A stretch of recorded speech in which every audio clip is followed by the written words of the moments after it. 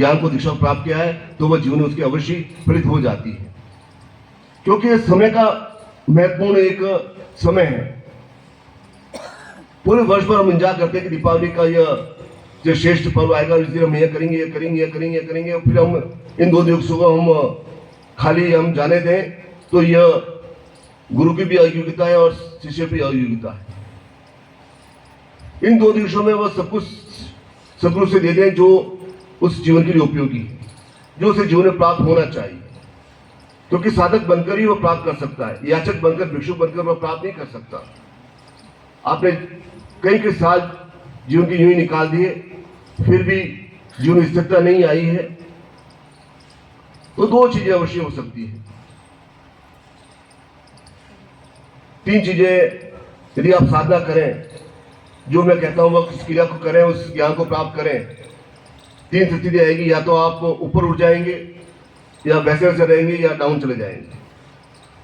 यदि डाउन चले जाएंगे तो उसकी जिम्मेदारी पूरी मैं लेता हूं, लेकिन आप उस साधना को, तत्व ज्ञान को, चेतना को अवश्य प्राप्त करें, जिसके माध्यम से आपका जीवन का एक शेड निर्माण हो सके, जो जीवन जो प्राप्त करने आए हैं, क्योंकि क्षण बहुमूल्य है, योग बहुमूल्य है।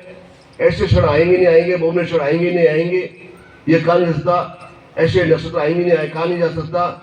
लेकिन जब हम गुरुधाम की पवित्र भूमि पर आ गए हैं, बैठ गए हैं, मन में एक श्रद्धा है, प्रेम है, समर्पण भावना है, तो उस चिंतन को अवश्य पूरा करने, जिसके लिए आपने एक शिष्य व्रत को अपनाया, उस ज्ञान को अवश्य सदगुरु से प्राप्त करें, जिसके माध्यम से उस चेतना ज्ञान को, स्थिति को प्राप्त करने में आप समर्थ बन सके, योग्य बन सके।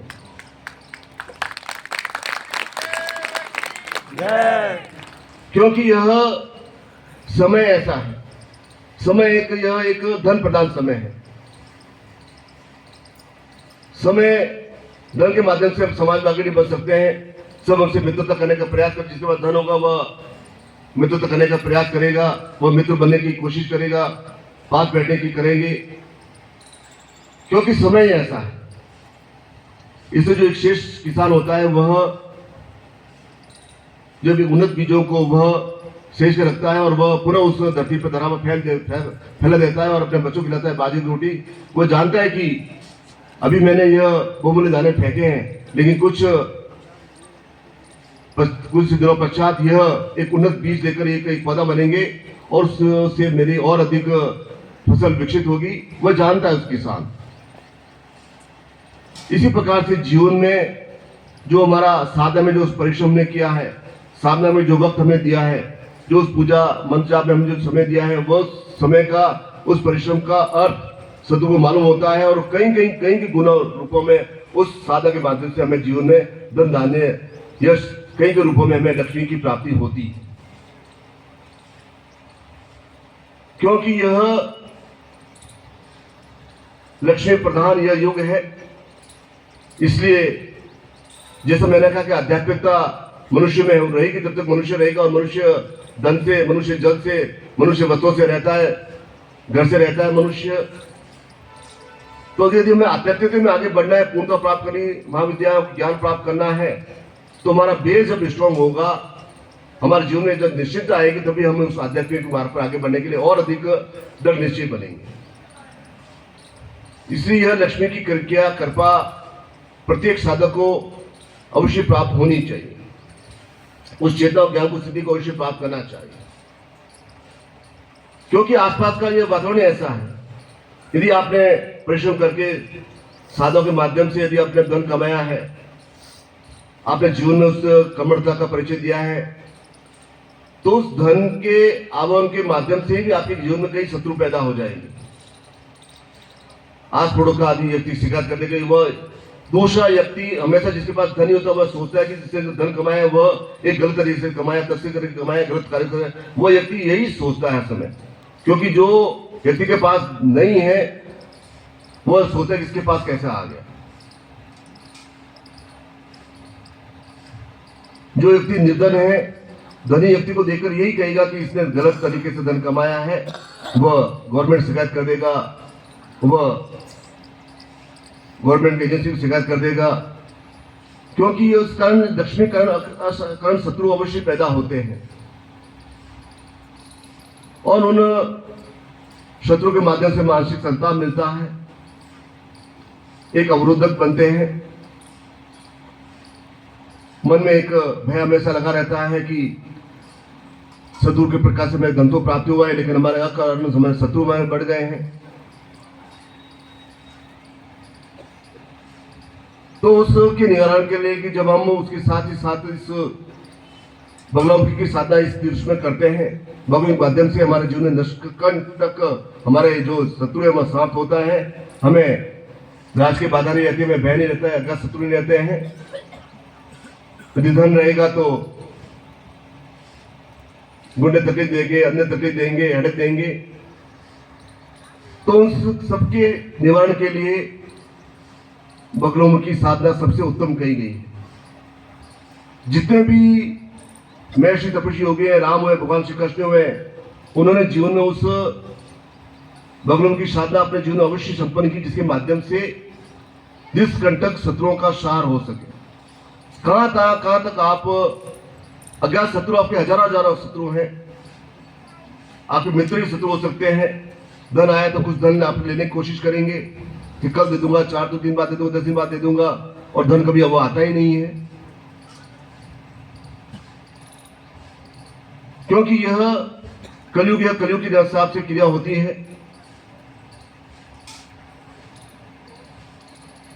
इसलिए उस त्रिगुण स्वरूप में जो कमला महाविद्या है, जिसे संसार में शिव विद्या के नाम से जाना गया, लक्ष्मी गुप्ति की क्रिया की गई, उसका हम जब भगवान की साधना तपस्या करते हैं तो अब हमारा जो एक बेजोड़ एक समय में होता है, उसके माध्यम से। अन्यथा आप कहेंगे कि गुरु जी ने तो लक्ष्मी दे दी, लेकिन हेडक और ज्यादा दे दी। यह हेडक हम कहां तक संभालते फिरेंगे।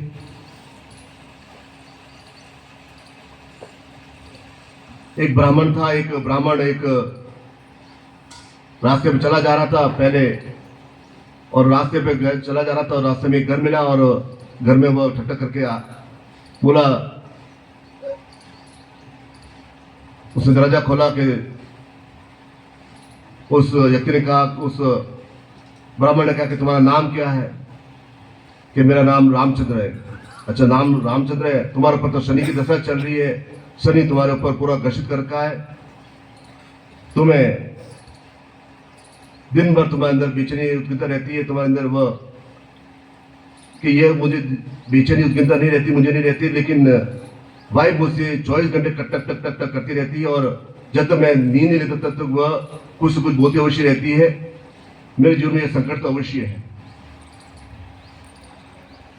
तेरे ऊपर शनि है, चल मैं शनि उतारता हूँ, चल तू 100 रुपये मुझे दे दे, तेरे शनि उतारता हूँ। उनसे कहा, मैं तो एक मास्टर हूँ, और मास्टर तो अब 1 तारीख को तनख्वाह आएगी, मेरे पास तो 100 रुपये है ही नहीं।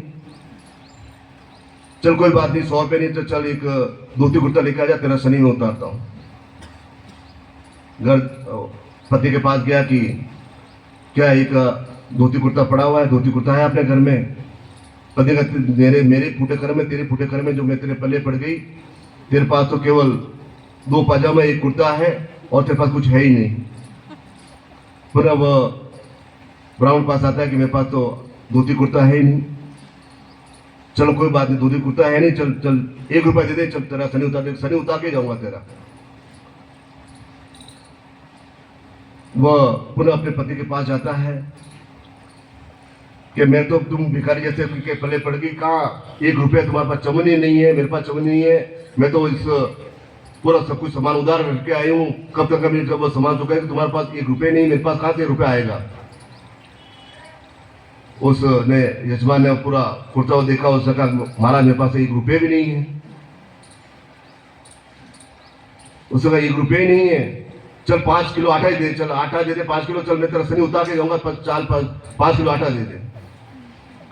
पूरा जाता घर में के 5 किलो आटा है, ये देख खाले बड़ा पीपा आधा किलो पड़ा है आटा, इसमें 3 दिन चलाने हैं, कहाँ तू उनको 5 किलो आटा देगा? बोलो महाराज 5 किलो आटा भी नहीं है। बोलो तेरे पास ये भी नहीं है, तो तेरे पास शनि आ भी गया तो तेरा शनि तेरे अंदर को क्या बिगाड़ेगा? तेरा कुछ भी नहीं हो सकता, तू आराम से निश्चित होकर तू सो जा, जैसा प्रभु रखे वैसा तू आराम से रहे। तेरा कुछ भी तेरा कुछ बाल बाका नहीं कर सकता। जय